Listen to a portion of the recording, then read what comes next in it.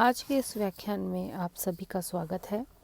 मैं doctor Santosh Meena, associate professor, department of history, government arts college Kota. आज हम विश्व का इतिहास का एक प्रमुख टॉपिक आर्थिक महामंदी पर चर्चा करेंगे।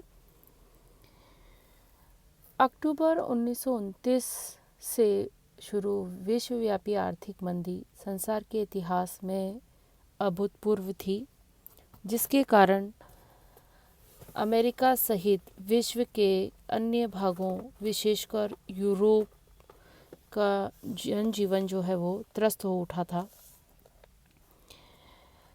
इस समय की आर्थिक स्थिति के संबंध में सर आर्थर साल्टर ने लिखा है कि 1929 ईस्वी में यद्यपि कुछ देशों में सापेक्ष दृष्टि से गिरावट आई थी, तो भी कुल मिलाकर संसार की दशा पहले से बहुत अच्छी थी और कुछ तीव्र गति से ऐसी समृद्धि की ओर बढ़ रहा था जिसकी पहले कल्पना नहीं की जा सकती थी। किंतु इसी असामान्य समृद्धि में उनके अपकर्ष के बीच भी निहित थे। यह सब चमक ऊपरी थी। अक्टूबर 1929 में संसार की परिस्थिति अचानक बदल गई। वॉल स्ट्रीट संकट जो 1929 में शुरू हुआ, विश्वव्यापी मंदी में बदल गया। इसने सारे यूरोपीय देशों पर चोट की। यह मंदी संयुक्त राज्य अमेरिका तक ही सीमित न होकर विश्व के अन्य देशों में भी फैल गई थी। इसलिए इसे विश्व आर्थिक मंदी या महामंदी या आर्थिक मंदी के नाम से जाना जाता है। यह भीषण आर्थिक मंदी थी जो 1929 से प्रारंभ हुई और 1931 तक अपने चरम पर पहुंच गई थी। इसके पश्चात 1934 ईस्वी तक इसका प्रभाव रहा। अब हम देखते हैं विश्व आर्थिक मंदी या आर्थिक मंदी के कारण क्या क्या रहे। इसमें सर्वप्रथम है आर्थिक मंदी और उससे जो उत्पन्न आर्थिक दुर्दशा थी वो भयंकर थी। संसार के इतिहास में अभूतपूर्व थी। इतिहासकारों और अर्थशास्त्रियों ने इनके भिन्न भिन्न कारण बताए हैं, जिनमें से कुछ प्रमुख हैं। पहला है व्यापार चक्र का प्रभाव। मंदी काल व्यापार चक्र का वह भाग है जब आर्थिक क्रियाओं का संकुचन होता है, मूल्य गिरते जाते हैं, बेरोजगारी बढ़ती जाती है और उत्पादन क्रमशः गिरने लगता है। यह व्यापार चक्र पूंजीवादी अर्थव्यवस्था में प्राय पाया जाता है। मूल्यों में मंदी और तेजी का चक्र हमेशा चलता रहता है, परंतु इसकी भीषणता प्राय साधारण होती है। लेकिन अमेरिका में प्रारंभ हुई इस आर्थिक मंदी का स्वरूप और आकार इतना भीषण था कि इसे असाधारण मंदी के नाम से पुकारा जाता है। अब हम देखते हैं दूसरा कारण इसका, प्रथम विश्व युद्ध से उत्पन्न परिस्थितियाँ। कुछ अर्थशास्त्रियों का मानना है कि प्रथम विश्व युद्ध से उत्पन्न परिस्थितियाँ भी विश्व आर्थिक मंदी का कारण थी। प्राय ऐसा देखा जाता है कि 19वीं शताब्दी से पहले भी इतिहास में 3 बड़े युद्ध लड़े जा चुके थे और इन युद्धों के बाद भी इस तरह की आर्थिक मंदी आई थी। तो ऐसा क्यों होता है कि विश्व युद्धों के बाद आर्थिक मंदी आती है? तो इस प्रश्न का जवाब J.B. कॉर्नलिफ ने लिखा है देते हुए कि युद्ध काल में सैनिक सामग्री की मांग जो है वो बहुत बढ़ जाती है और उद्योगों का असाधारण विस्तार होता है। सैनिकों की असाधारण भर्ती के कारण मजदूरों में कमी हो जाती है, अतः रोजगार और मजदूरी लाभ की दर जो है वो बढ़ जाती है। युद्ध की समाप्ति के बाद कुछ समय तक तो ये अभिवृद्धि रहती है, किंतु बाद में जो है इसमें मंदी आ जाती है। तो यही कारण रहा कि प्रथम विश्व युद्ध के बाद भी यही घटनाक्रम चला और संपूर्ण संसार जो है वो मंदी की चपेट में आ गया। अब हम देखते हैं तीसरा कारण, बचत, विनियोग व कृषि एवं औद्योगिक उत्पादन की अति। कुछ अर्थशास्त्रियों का मानना है कि कृषि एवं औद्योगिक वस्तुओं के अति उत्पादन के कारण ही विश्व आर्थिक मंदी आई थी। युद्ध काल की अतिरिक्त मांग की पूर्ति के लिए कृषि और औद्योगिक उत्पादन बढ़ाया गया था। साथ ही इन वस्तुओं की कीमत में भी वृद्धि हुई थी।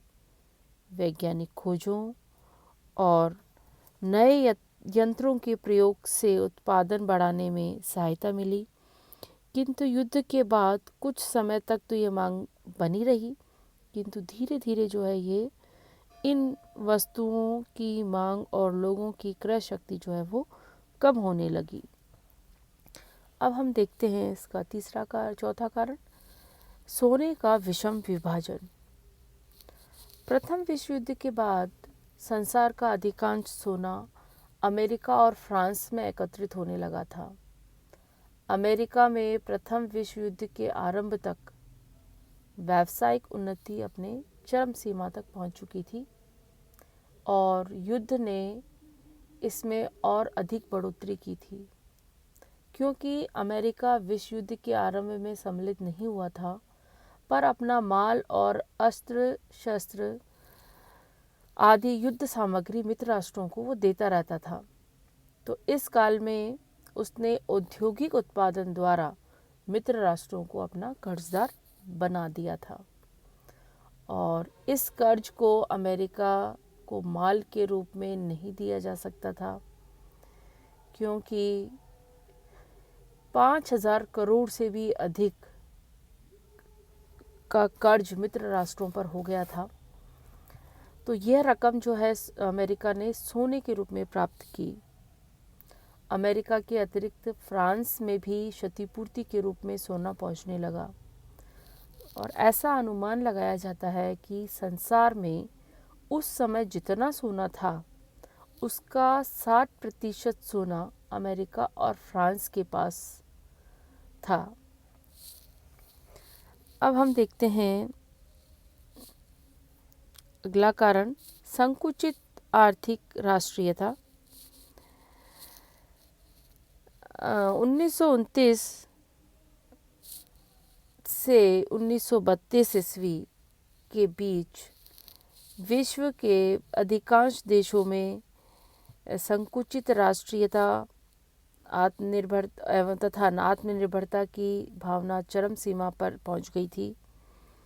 प्रत्येक राष्ट्र का यह प्रयास रहता था कि वह अपनी अधिकांश आवश्यकताएं जो है वो बाहर से न मंगाकर अपने देश में ही उन चीज़ों को बनाए। विभिन्न राज्यों ने विदेशों से आने वाले माल पर उच्च सीमा शुल्क लगा रखा था। विदेशों से आयात की मात्रा भी निश्चित की गई थी।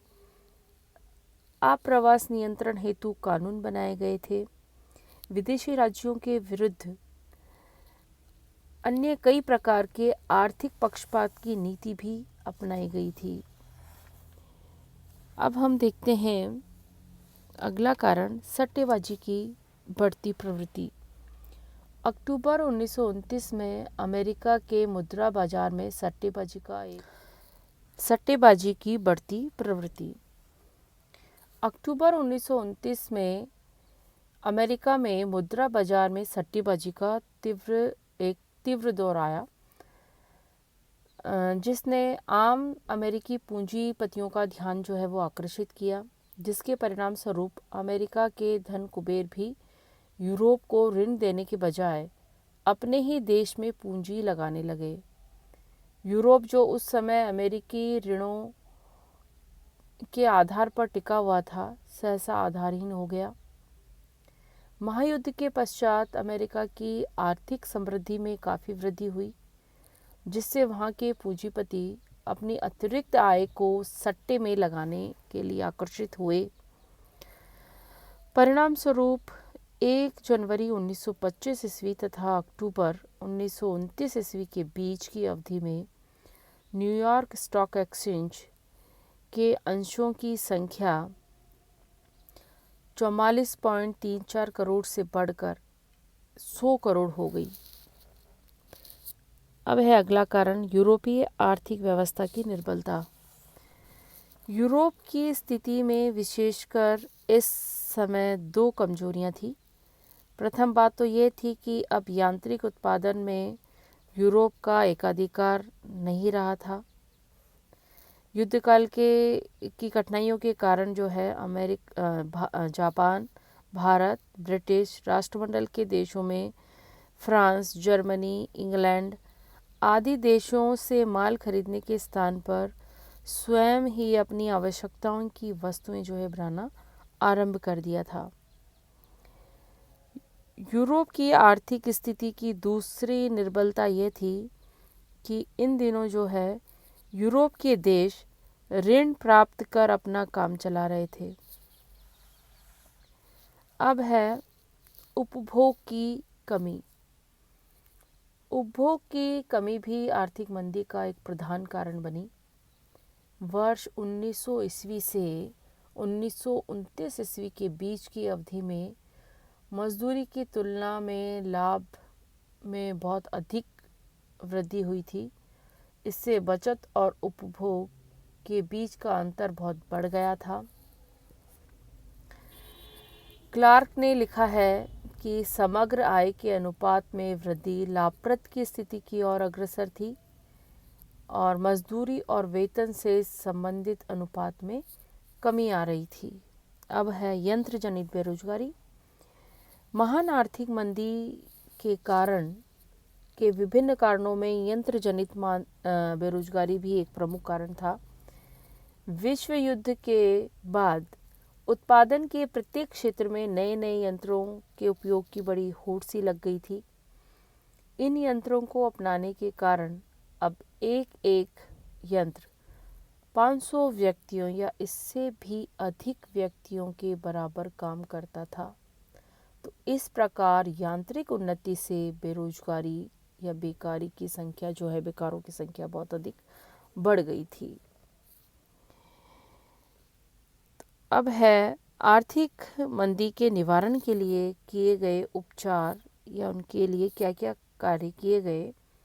उसमें है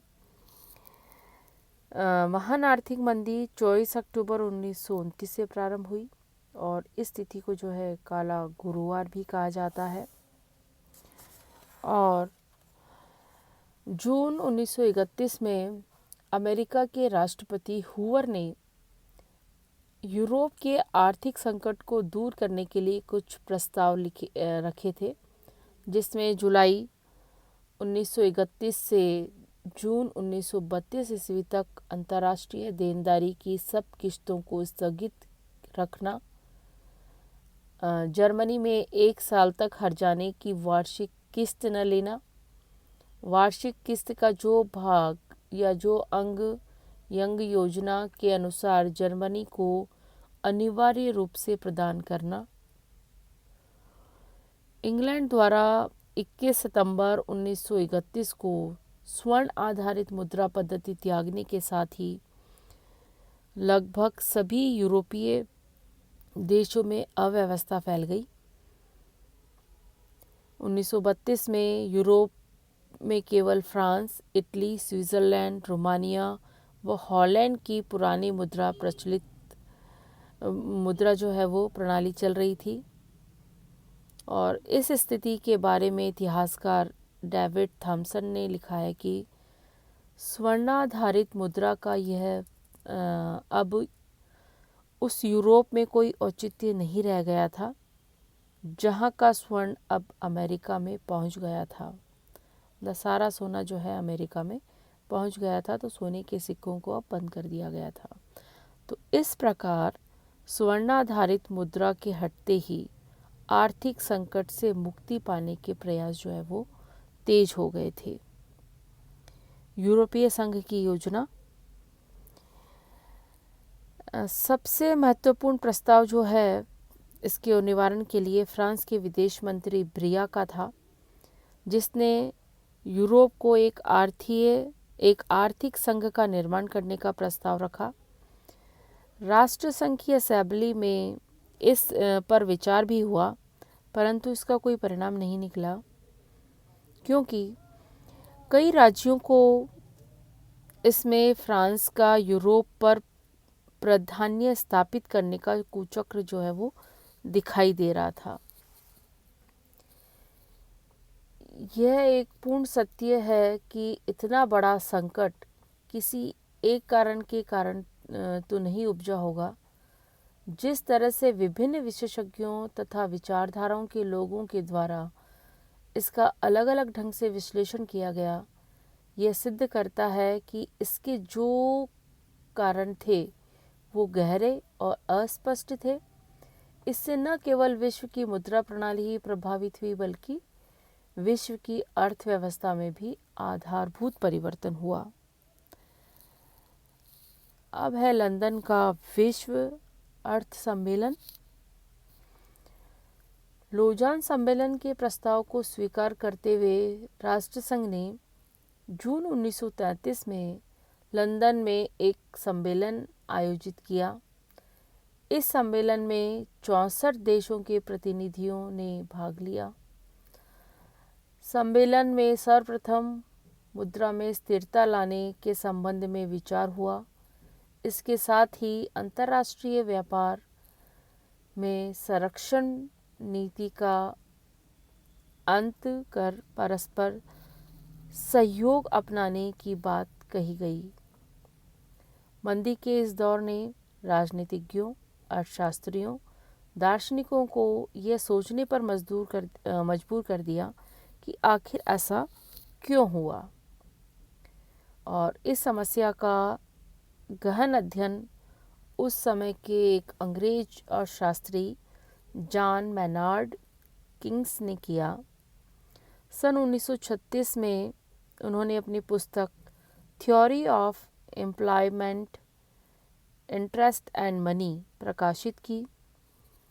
किंग्स ने यह सिद्ध करने का प्रयास किया कि बैंकों में आम आदमी का जमा पैसा स्वयं ही सही प्रकार से पूंजी निवेश का रूप नहीं ले सकता, क्योंकि पूंजी व्यवस्था में बचत करने वाला व्यक्ति और उसकी बचत का उपयोग करने वाला व्यक्ति जरूरी नहीं कि एक ही रंग से सोचते हों।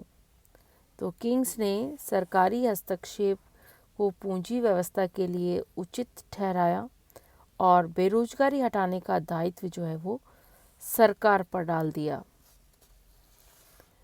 तो इस प्रकार जो है आर्थिक मंदी का एक चरण